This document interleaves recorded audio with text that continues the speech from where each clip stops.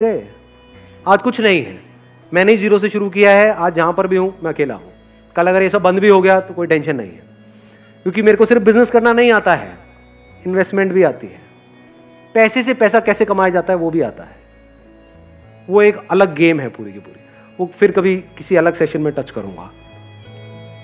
पिछले वीडियो में जो पहला वाला पार्ट था उसमें मैंने 3 अलग अलग आइडियाज के बारे में डिस्कशन किया। आगे भी जो आने वाले 8 पार्ट हैं उसमें डिटेल में आइडियाज के बारे में डिस्कशन होने वाला है। आइडियाज इसलिए नहीं है कि आप उसको कॉपी करो या उन आइडियाज को ब्लाइंडली फॉलो करो तो आप बेवकूफ हो। आइडियाज इसलिए है ये समझने के लिए कि सोचते कैसे हैं। सबसे बड़ी स्ट्रेंथ आप लोगों की क्या है जो अभी यहां पर बैठे हैं? यंग मतलब क्या? Energy number 1। नंबर 2, यंग मतलब क्या? टेक्नोलॉजी की नॉलेज, सोशल मीडिया की नॉलेज, ऑनलाइन दुनिया की नॉलेज। सुबह से रात तक करते क्या हो इंस्टाग्राम पे? Looking really sweet, please reply please. ये उन लोगों को पता है जिनकी एज है 50 साल, 60 साल, 70 साल।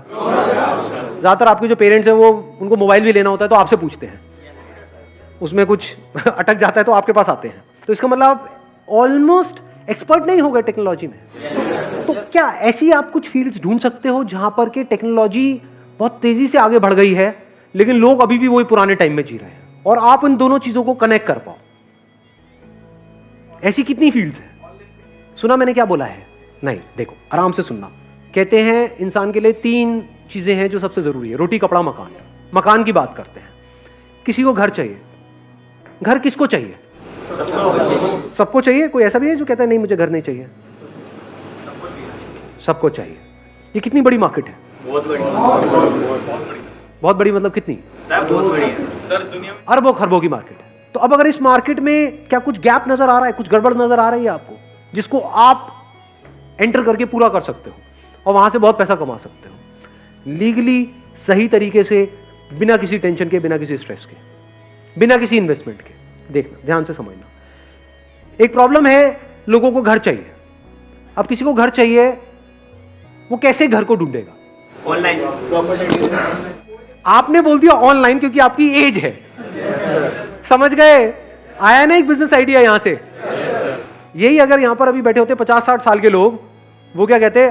पहले हम किसी प्रॉपर्टी डीलर के पास में जाएंगे, फिर वहां जा करके देखेंगे, फिर उसमें से एक सिलेक्ट करेंगे। आप क्या बोल रहे हो? ऑनलाइन। आधे लोग ऐसे होंगे, स्पेशली जो यंग एज में होंगे, वो पहले ऑनलाइन ढूंढेंगे, बाद में ऑफलाइन जाएंगे। जो एक पर्टिकुलर एज के हो सकता है वो ऑनलाइन के चक्करों में पड़े ही ना और सीधा ऑफलाइन चले जाए। तो ये प्रॉब्लम है ना, यहीं पे अपॉर्चुनिटी है। प्रॉब्लम क्या है? इंडिया में लोग जल्दी अडेप्ट नहीं करते हैं टेक्नोलॉजी के अकॉर्डिंग। यानी आप तो अडेप्ट कर गए क्योंकि आप लोगों की एज है। क्या आपके पेरेंट्स ने अडेप्ट किया? ना, वो अभी भी बोलते हैं अरे सब में क्या पड़ा है। बड़ी धीरे धीरे अडेप्ट कर रहे हैं। तो इंडिया में ऐसे कितने प्रॉपर्टी डीलर्स होंगे जो अभी तक ऑनलाइन वाले फंडे को समझ ही नहीं पा रहे होंगे, या वो कह रहे होंगे काम चल तो रहा है, क्या जरूरत है? कितने होंगे ऐसे? मैं कहता हूं आधे होंगे, आधे मान लेते हैं। क्या ये बहुत बड़ी अपॉर्चुनिटी नहीं है यहां पर? आप अगर खुद अपना कोई ऑफिस ना खोलो, अपना प्रॉपर्टी डीलिंग का ऑफिस ना खोलो, ये जो हजारों ऑफिसेस खुले हुए हैं वहां पर जाओ और उन लोगों से टाई अप कर लो। अब आपको इसके लिए क्या चाहिए? एक विजिटिंग कार्ड चाहिए। सबसे पहले आप जाओगे, उनसे बात करोगे तो कुछ चाहिए तो सही ना। अपनी एक वेबसाइट चाहिए। वेबसाइट बनाना मुश्किल है, आसान है आज के टाइम में? बेसिक सी वेबसाइट जो 2-4 घंटे में तैयार हो जाती है। तो उनके लिए आप एक रियल एस्टेट एजेंट बन गए। ये लोग जो एजेंट्स होते हैं ये सब मिल करके काम करते हैं, अकेला कोई काम नहीं करता। इनका पूरा का पूरा नेटवर्क होता है। तो इस नेटवर्क में आप घुस सकते हो बिना किसी इन्वेस्टमेंट के। मतलब इनके पास में ऑफलाइन कुछ आए और ऑनलाइन आप उसको प्लेस करते चले जाओ। मतलब आपका काम क्या हो गया जो ये लोग कभी नहीं करेंगे, कि एक प्रॉपर्टी आई बिकने के लिए, मान लो 50 लाख रुपए का कोई घर है, वो आया बिकने के लिए, ये क्या करेंगे? लिख लेंगे। अब इनके पास अगर कोई आया तो उसको दिखाएंगे या अपने नेटवर्क में बता देंगे ऑफलाइन। तो जो ऑफलाइन की दुनिया है वहां तो वो चीज फैल जाएगी, ऑनलाइन वो है ही नहीं। तो क्या ये बड़ी अपॉर्चुनिटी है या नहीं है?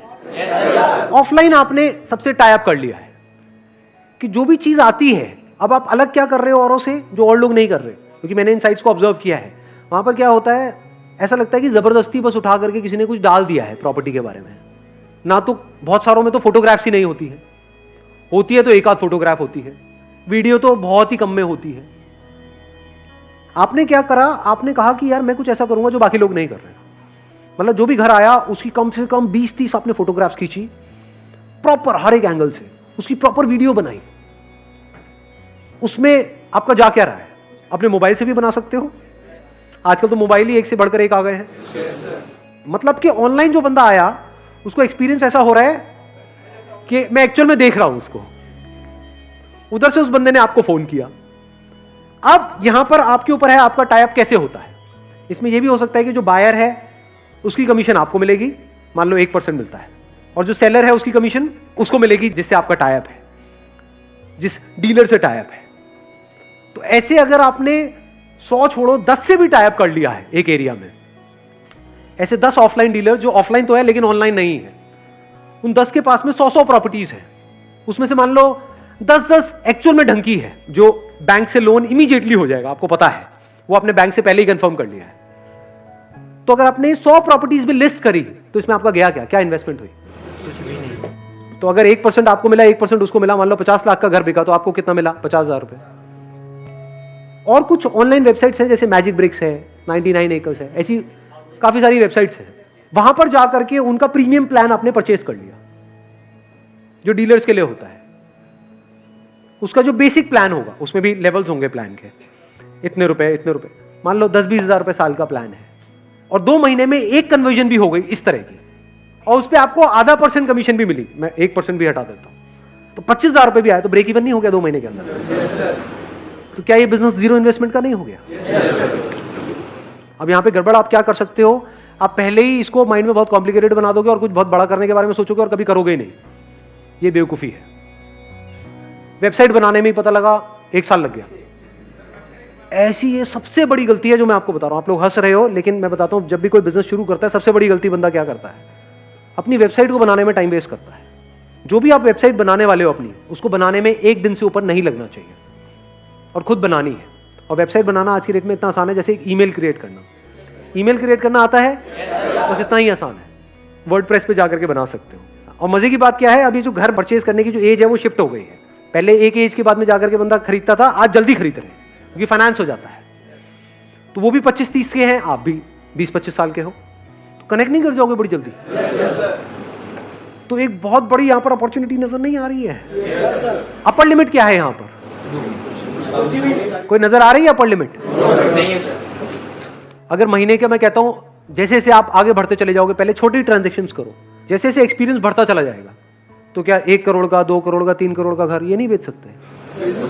तो मान लो अगर आपने 2 करोड़ का घर बेचा और उसमें 1% आपको कमीशन मिली, कितना हो गया? 2 लाख रुपए। पूरे महीने में एक आध तो कर ही लोगे या नहीं कर पाओगे? तो 2 लाख रुपए महीना कम होता है क्या? इसमें मुश्किल क्या है? सर एक इशू है, वेबसाइट पे ट्रैफिक के लिए एड्स तो चलाने पड़ते हैं। बहुत सारे आर्टिकल्स हैं नेट पे जो अवेलेबल है कि गूगल एड्स कैसे चलाते हैं। अगर आपने महीने का 1000 रुपए का अपना एडवर्टाइजिंग बजट बना भी लिया, मान लो 2 महीने में कितना लगा? 2000 रुपए लगा, एक भी कन्वर्जन हुई, वहां से 20-30 हजार रुपए भी आ गया तो बुरा थोड़ी है। ये जो खेल है ना, ये सारा जो रियल एस्टेट का है, इसको ध्यान से सुन लेना और समझ लेना। मैं इसको सम अप कर रहा हूं। ये जो बिजनेस आइडिया है ये कब चलेगा और कब नहीं, ये सारा खेल है ट्रस्ट का। आप जाओगे घर लेने, कैसे डिसीजन लोगे? नंबर 1 तो वो घर पसंद आना चाहिए। कोई कितना भी बोलता रहे, अगर आपको पसंद नहीं आया है तो आप नहीं लोगे। अब वहां पर आपके ऊपर उसको कितना ट्रस्ट है, वो रोल प्ले करेगा, तभी तो आपकी बात सुनेगा।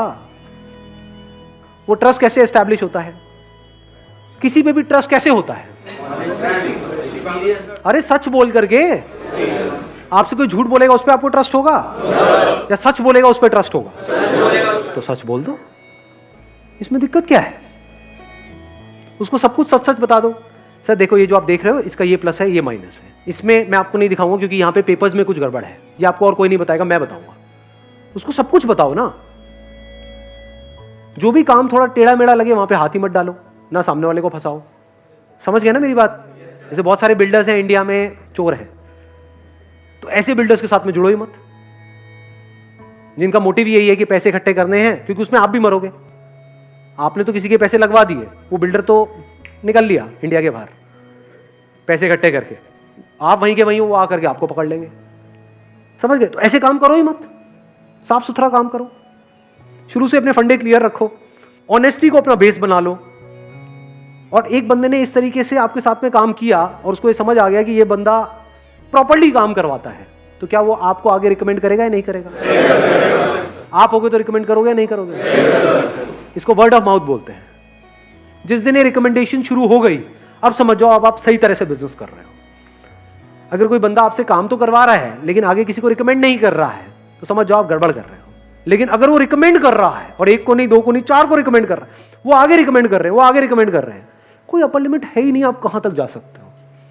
बहुत बड़ी इंडस्ट्री है ये, लाखों के आप करोड़ों भी कमा सकते हो एक महीने का, अगर ये बात हजम हो पा रही है। लेकिन अभी वहां तक नहीं जाते, लाखों तक ही रहते हैं।